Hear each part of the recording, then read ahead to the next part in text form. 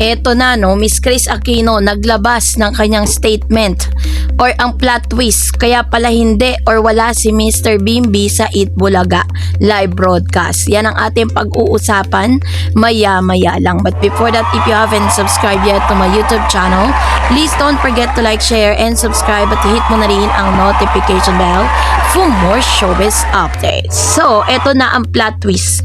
Kaya pala hindi consistent ang paglitaw ni Bimbi Aquino sa Eat Bulaga live broadcast ay dahil may nilulutong malaking career pivot sa likod ng mga eksena. Ang resibo ay ang meeting sa ABS-CBN Music Executives na naging main topic sa online community, ang mga ibinahaging larawan ni Kris Aquino at Bimbi sa isang productive meeting kasama sina Roxy Liquigan or ABS-CBN Music Heads at Jonathan Manalo, the Creative Director and AVP. Music venture in the making. Lilitaw na seryoso si Bimbi sa pagpasok sa music industry na sumasa ilalim na siya sa voice training sa ilalim ng Tor Dulay habang patuloy rin ang pag-aayos ng kanyang formal na recording lineup, Showbiz Priorities versus Eat Bulaga guesting. So dahil sa kanyang paghanda sa recording at training session, kinakailangan niyang hatiin ang kanyang oras sa pagitan ng mga pagpupulong sa music executives at sa kanyang mga bisita sa studio career pivot at attendance breakdown context pop culture. So dahil dito ay may mga pagkakataon na talagang busy pala talaga si Mr. Bimbi Aquino this week at and the other week dahil nga naghahanda na siya para sa kanyang bukod po sa kanyang pag-aaral ay pinaghahandaan niya rin yung kanyang karera sa pagkanta, 'di ba? So, kung matatandaan niyo na ihatid natin sa inyo yung balita na nakipag-meeting na nga sila sa ABS-CBN, Star Creatives and Cornerstone, no? At si Mr. Bimbi pala ay nag-undergo ng training voice lesson, no, para sa kanyang pagkanta. Kaya naman nagpapaliwanag sa kanyang mga schedule adjustment at limitadong airtime backstage appearances sa EB quality time over screen time. Pumupunta pa rin sa venue para sa personal connection niya kay Raisa May, sa Dapper Cats kahit walang camera assignment. Pinapatunayan na genuine ang kanyang effort sa pakikipag-banding off-cam and verdict hindi missing in action si Bim nang walang dahilan. Mayroong malaking proyekto na inihahanda para sa kanyang inaharap.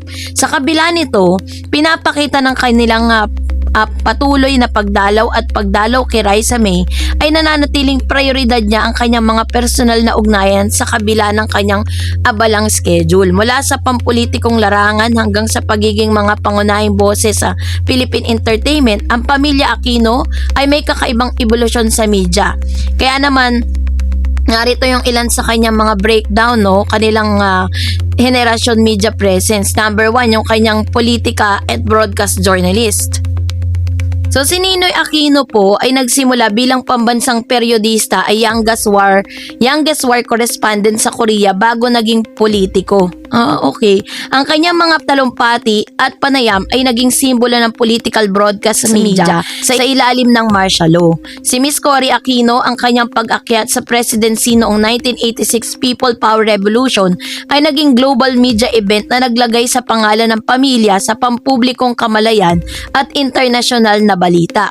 Yung henerasyon, the queen of all media era, Kris Aquino pumasok sa showbiz noong 1990 via Pidot-Pida at nagtuloy-tuloy ang pagiging pinaka-renobradong talk show host na Star Talk, Today with Kris Aquino and the Buzz and Kris TV at game show icon na Game Ka Na Ba?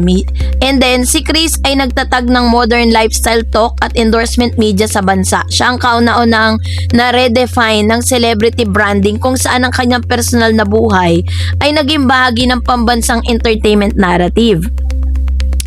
So, sa third generation, yung child stardom hanggang solo pivot, yung 2010 hanggang 2026, pumasok si Bimbi Aquino. Nagsimula siya bilang child actor, sa My Little Bossing, The Amazing Private Benjamin, at madalas na co-host ng kanyang ina. Sa kanyang new digital and music direction mula sa pagiging tanyag na child star at casual guest host sa TV Eat Bulaga, pumasok na si Bim sa panibagong kabanata ng kanyang karera sa pamamagitan ng pag paghahanda para sa kanyang formal na recording at music career sa ABS-CBN Music. Ang cultural impact, ang pamilya Aquino ay nagpakita ng shift mula sa traditional political broadcasting patungo sa pop culture dominance at ngayon ay nasa yugto ng digital first at entertainment career specialization para sa bagong henerasyon. So ibig sabihin, totoo nga yung mga bali-balita na hindi naman po talaga totally nawala or aalisin or tatanggalin si Bim sa Itbulaga. May mga bagay lang siya na kailangan unahin, no, na hindi kinakaya ng kanyang schedule, na meron siya mga schedule na dapat ay nasa Itbulaga siya pero may mga prior schedule na kailangang sundin.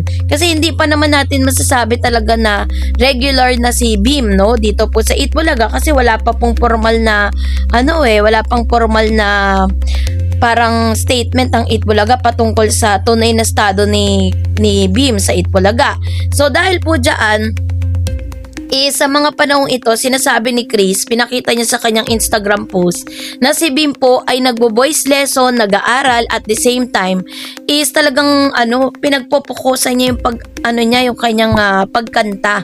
Kasi ito po muna yung kanya, parang gusto kasi ni Chris one at a time. Since napasok na si Bim, no, parang doon na siya sa sa line-up ng mga na ipasok na siya sa showbiz. So I think sabi nga ng kasabihan is strike while the iron is hot. Habang siya po ay talaga namang sobrang init yung pagtanggap ng mga tao sa kanya, this is the best time para maglabas siya ng kanyang first single solo na music, no? Katulad po na nangyari kay Miss Jillian Ward, diba? If you remember, nagte-trending po si Jillian na mga time na siya po ay parang nasi-ship dito kay sa anak ni Pacquiao, diba? Anak ni Pacquiao na boksingero, na anak niyang niya lang half na brother at half sister ng kanyang mga anak, 'di ba? And then pagkatapos po uminit yung usapin na yun, naglabas siya ng kanyang bagong solo na kanta. At ito po ay talagang nirelate niya sa usaping boxing. Ganon din yung ginagawa ngayon ni Mr. Bimby. Strike while the iron is hot. Habang mainit pa yung pagtanggap sa kanya ng tao, habang sobrang gustong gusto siya ng tao, magre-release po siya ng isang kanta na talaga namang magugustuhan ng lahat ng kanya mga fan, diba? Kaya yun po yung isa sa mga pinatunayan dito ni Chris na hindi po inalis, hindi po umalis, at lalong hindi po siya nag-resign or hindi na siya mapapanood sa Itbulaga. But pinatunayan ni Chris na si Bim po ay kahit missing in action siya, kaya naman huwag tayo masyadong mainip, dahil darating din ang pagkakataon na babalik siya. Hindi naman po ibig sabihin missing in action si Bim ay wala na siyang ginagawa. Kung kailan nga missing in action siya, ang daming nagaganap backstage, 'di ba? Kung napanood niyo yung mga latest uploads natin. So kayo po, anong yung saloobin patungkol dito, mag-comment kayo sa comment section. And that's it for today. For more videos and updates, please don't forget to like and subscribe, and please don't forget to follow my Facebook page, Dar Eds TV and Dar Eds channel. God bless everyone.